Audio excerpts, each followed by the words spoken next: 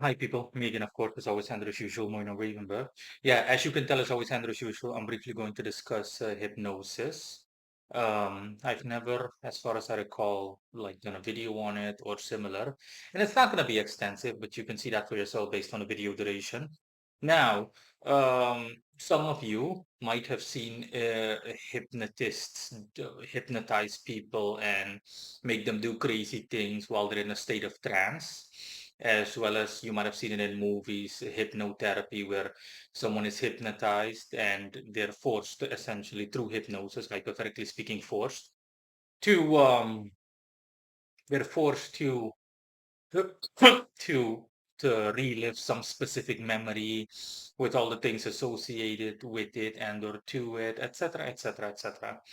Um, but in regards to especially the former, everything as a whole, or both topics as a whole, just hypnosis, anything relating to hypnosis as a whole. But I specifically want to highlight, so especially applicable to what I mentioned earlier. You might have seen, because I've seen when I was a child, not live, but like on TV, etc. Like fully legit. A guy hypnotizes a group of people and they're like completely in a state of trance and he can get them to do anything. Doesn't matter, like lick the floor, anything. They do anything and everything. Essentially, he just tells them to do something and they do it. So you might wonder from an occult perspective or spiritual perspective and or POV, so point of view, how does all of this work? What happens at an occult level or just plain overall and or just plain overall is that the guy, that's why generally speaking, or specifically referring to the situation that I'm referring to, the hypnotist needs like half an hour to an hour to put his target audience in a state of trance, so people on stage. And how it works is that similar to sleep, the guy essentially he cancels out people's bodies, similar to sleep, again, similar to falling asleep, to the point where their physical bodies are, for the most part, canceled out. And as a result, what's left? Their astral body. And then he essentially just tells their astral body what to do. You can compare it similar to you guys having seen me mind delve like that. But the difference is that, again, you can take it at face value. A legitimate hypnotherapist or a hypnotist, he does just that. He hypnotizes the person's physical body is canceled out. But like I said, the drawback is that it takes a while.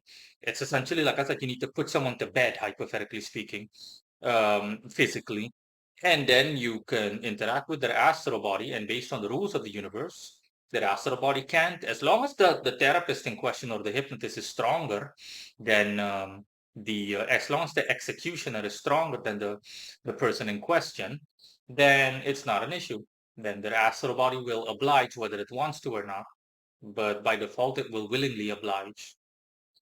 Now, when can things go wrong? Like I said, if the person isn't stronger, the hypnotist or similar is not stronger than the target, then if the session doesn't never pick, if the session can either not pick up, or take off, but if it does, then at some point, the things might go haywire or awry in the sense that he or she might lose control of their perceived target.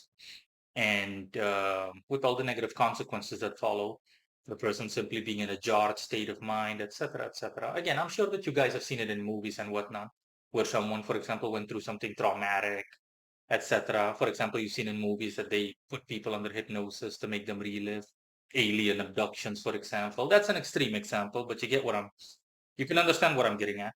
So that's how hypnosis works at a spiritual level. It's quite simple, honestly. That's all. Bye bye.